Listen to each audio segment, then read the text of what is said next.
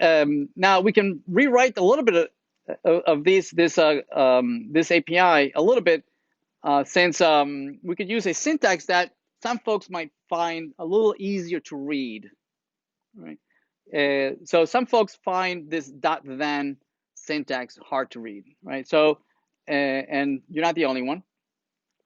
So there is an alternative syntax which wraps this promise syntax. It wraps it into something that looks a little more what we're used to.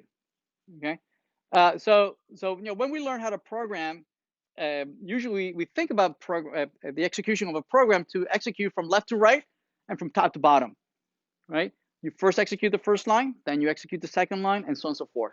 Yes, that's the way we think about it. Even in a function, right? When you enter a function, you don't continue to the next line until that function completes. Yes, right? So Turing machine, the von Neumann machine, right? But all these fetches actually don't behave like that. All these fetches are non-blocking, right? They're all asynchronous, meaning you couldn't do something like this where you have this fetch, and ideally the way you would want to think about this, if you were thinking in sequential syntax, you would think about doing something like this. Instead of receiving this response as a callback, the more natural thing, the way we would think about it, is that this fetch is returned to a local variable. That's the way we would think about it, right? And then this response, I'm returning this, the way we would want to read this, would be something like return response JSON, right? That's what we would want to think about, right? Obviously, this new syntax, because we have 2 lines of code, I can no longer use the implied return. I need to explicitly return now, right? I need to do an explicit call like that, right? Because we have 2 lines of code. If I had just one return, I can use the implied return. Now I need an explicit return. Everybody okay?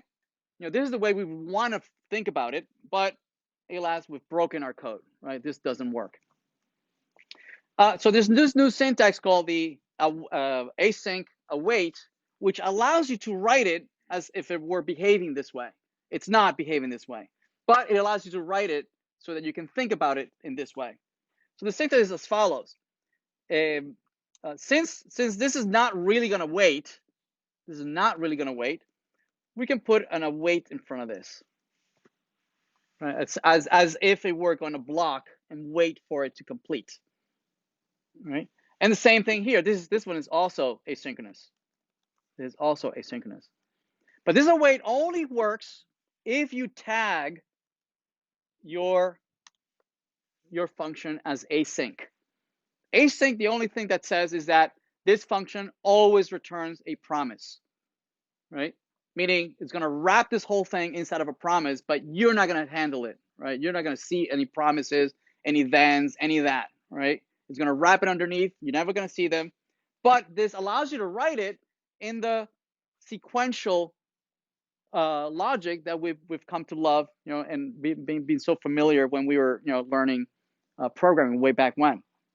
Okay. Now this presumably for many people, this is much easier to read.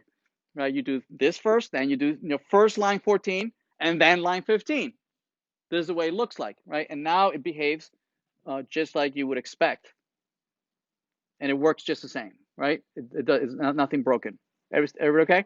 This one also, remember we have the first call returns a promise, and we had a then, and then it returns whatever the JSON returns, which is also a promise.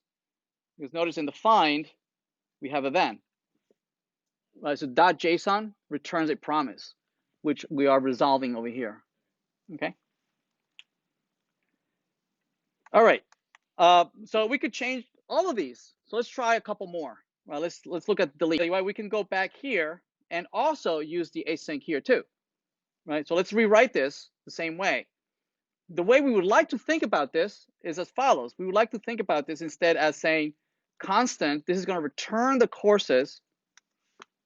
This is the way we would like to think about it, right? And then once we have the courses, I would like to do a this.state, right? This is the way we would like to think about it.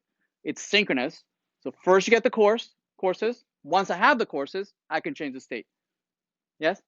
All right. So if you want to think about it this way, we could use the same technique. All right, so we have the await here. And again, the only way for this to work is that you need to tag your function as an async. So we'll do that, async, and change this into an arrow function. Now we can use the await. And I think I have an extra parentheses here.